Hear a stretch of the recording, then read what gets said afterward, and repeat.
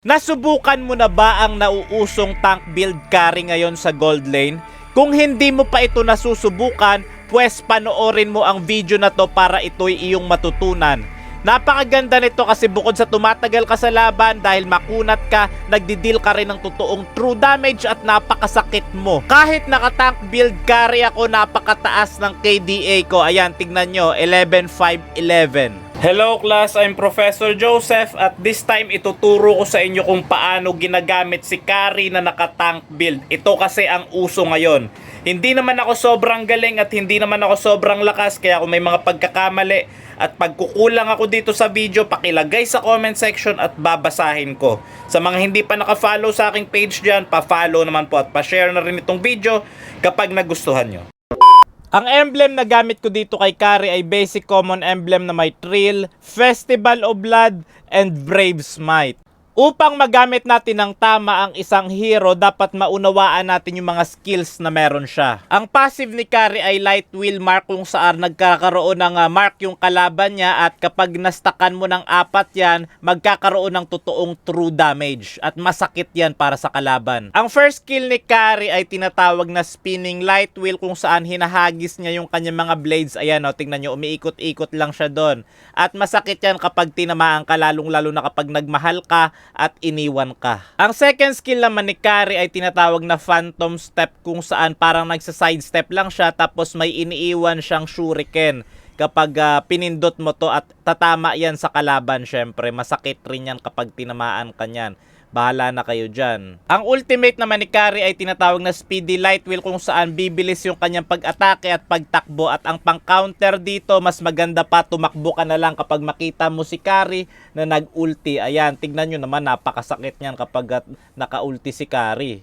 Level 1, katapat natin sa gold lane si Hanabi na may kasamang Estes. Ang priority first item natin ay Thunderbelt. Hindi muna natin bubuuin yung boots. Uunahin natin yung Thunderbelt dahil meron itong true damage na magko-complement doon sa true damage na meron rin si carry. Vengeance rin pala ang ating battle spell. Dumalaw na dito sina Balmond at Angela at nasawi si Hanabi, ngunit nilikuran rin ako ni Harley kaya ako ay nasawi rin.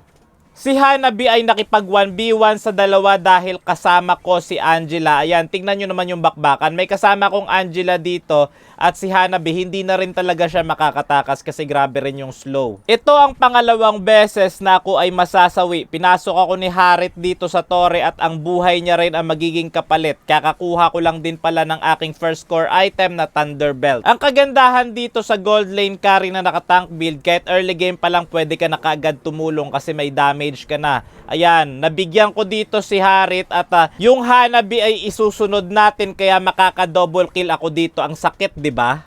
Ang next item pala natin ay Radiant Armor dahil napakaraming magic type na continuous sa kalaban. Pagkatapos namin makabasag ng Torre, napalalim kami dito at napalaban ni Angela at pareho kaming masasawi. Ayan, bagsak na siya at isusunod na rin nila ako. Napakaraming kalaban dito, hindi na ako makakatakas pa. Kahit sabihin nating naka-tank build carry yan, hindi pa rin buo ang aking Radiant Armor mga oras na to, kaya ako ay mapaparusahan. Nakuha ng kakampi ko ang turtle kaya makakabuo na ako ng Radiant Armor at napakahalaga ng Radiant Armor sa laban na to dahil meron silang Harley at Harit. Nakita ko nga pala si Hanabi dito at gusto ko lang naman sana makipag 1v1 sa kanya para makita yung damage ng tank build carry. Ayan o, pero tingnan nyo naman, grabe naman yung damage kahit naka-tank build tayo, sakit pa rin o. Pero tingnan nyo naman ginagawa ng Hanabi, panay takbo lang no, puro takbo lang. Fast forward na natin kasi parang wala naman masyadong laban ng mga sandaling yan, kaya yan, nag-push lang kami. Napakahalaga na mabasag nyo yung mga torre ng kalaban. Kasi kapag binasag nyo yan, magiging open na yung jungle area nila at napakadali na para sa inyo invade. Ayan, kaya dapat basagin nyo talaga yung mga torre ng kalaban hanggat maaari. At tatandaan nyo rin na push ang pinakamahalaga sa lahat, hindi ang kills. Tandaan nyo yan. Nagkakaroon ng paglalaban dito sa Lord Fight at tingnan nyo, nag-1v1 kami dito ni Harit, walang nasawi sa amin at yung Balmond namin nasawi na, kaya delikado ito para sa amin kasi siya yung jungler namin. At alam naman natin, pero si Hanabi ay mabibigyan dito, ngunit ang buhay ko rin ang magiging kabayaran. Makukuha ni Harley yung Lord at si Angela tutumba na rin at yung Guinevere namin walang pakialam, nandun sa bottom lane, may sarili sariling mundo. Mabubuo na rin pala ang aking Athena shield at napakaganda nito dahil hindi na ako basta-basta mapipitas ng pinagsamang Harley at Harit. Nakita ko nga rin pala dito si Bane at Hanabi at pinatungan tayo ni Angela at napakatapang natin. Syempre dahil alam natin na makunat tayo at may kasama pa tayong Angela na nakapatong at yung Hanabi doon ay mapipitas, isunod mo na rin si Bane. Makunat kasi yung ganitong carry. Naka-tank build tayo, hindi tayo basta-basta mabubura. At ang next item natin ay Blade Armor, pangontra dun sa Hanabi pero nagkakaroon ng bakbakan dito, Harit versus everyone. Ayan, nakikipag 1v1 siya sa apat pero nandito na rin si Harley tumulong. May Estes pa silang kasama pero patuloy pa rin na naglalaban yung Angela, nakapatong na sa akin at mabubura sa mapakilling spree na ako nung napitas ko si Harley. Si Harit pala. Nandito pala si Harley, sasalubungin natin kahit hindi natin siya kamag-anak at yan, siya ay mapaprosan. Sinusubukan siya tulungan SS pero hindi na rin siya mabubuhay pa. Tignan nyo mabuti kung gaano tayo kakunat dito. Kumukuha lang naman ako ng red buff pero ginulo nila ako. Ayan, tignan nyo kung gaano tayo kakunat dito. Ayan, lahat na ng skill sila sinaluko na, hindi na ako umilag pero pumato yung Angela at sila pa ang nabura. Hanabi ay babagsak pero ako tumatakbo pero si Bane babalikan ko siya at si Bane hindi na rin mabubuhay pa. Mega kill na ang ating carry na naka-tank build. Makakakuha na rin tayo dito ng Blade Armor. Napakaganda nito panlaban sa Hanabi para may balik at maramdaman niya ang sakit na binibigay niya sa atin. Kapag tinitira tayo ni Hanabi, mararamdaman niya rin ang sakit. Masasaktan siya, naglo-lord na kami dito. Sana sa totoong buhay may Blade Armor, no? Para kapag may manakit sa damdamin natin, masasaktan rin sila. Gusto ko sana makipaglaban 1v1 dito kay Hanabi kahit ako ay half HP, ngunit ganito ang nangyari. Tumulong ang aking magaling na kakampi na si Vale. Ayan, killing spree na siya. Pakialamero kasi dapat hindi siya tumulong dun eh. Bumili na rin pala ako ng immortality para magkaroon ng second life. Pero tatandaan nyo, hindi kasama sa immortality ang magkaroon kayo ng second chance ng ex mo. Walang ganun. At dito sinadya ko talaga magpapitas para mag-pop yung immortality at para hindi na rin manghina yung kalaban para kahit papano gaganahan sila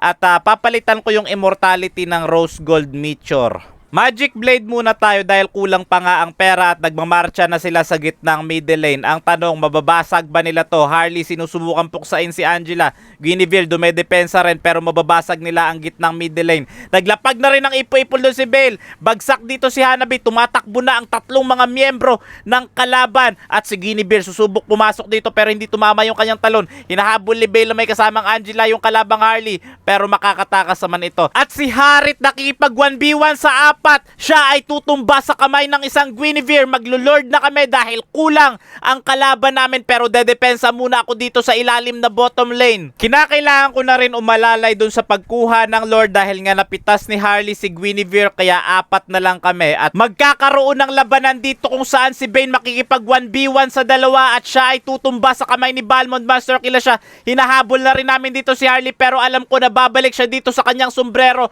at siya ay mapupunta sa kamay ko. Makakakuha na rin ako dito ng Rose Gold Meteor, additional magic defense and damage na rin. Hindi pa pala tapos ang labanan. Kinakailangan pa namin makipagdibang kina Estes at Hanabi. Hanabi ay babagsak na. Low HP na ako at biglang dumating si Harit para magpakabayani. Naglapag siya ng Bacalacross. Makikipag 1v1 siya sa dalawa. Balmond ay tutumba pero maglalaban pa kami ri Harit dito at siya ay babagsak sa kamay ko kahit may kasama ka pang Estes. Hindi kita bubuhayin, Harit. Umuwi muna ako sa base at dedepensa muna ako dito sa bottom lane. Napakahalaga na itulak natin yung opposite lane. Halimbawa, nandun sa top lane yung Lord. Syempre dito sa bottom lane, itutulak natin yung mga minions natin dito para kahit papaano ma-pressure yung kalaban. Pero dapat mag-ingat ka rin lalong-lalo na kung wala sa mapa yung kalaban. Baka nandyan na yan sa lane mo at ikaw ay maparusahan. Pero napakaganda talaga na magkaroon ka ng map awareness para alam mo kung magpupush ka ba o tutulong sa team fight. Magkakaroon ng duelo sa pagitan naming dalawa ni Harit. Naglapag na siya ng Bacalacross. Naglapag rin ako ng Vengeance. At ito, hindi lang siya yung only dash, kundi ako rin. Patalon-talong killing spree na ako. Very good.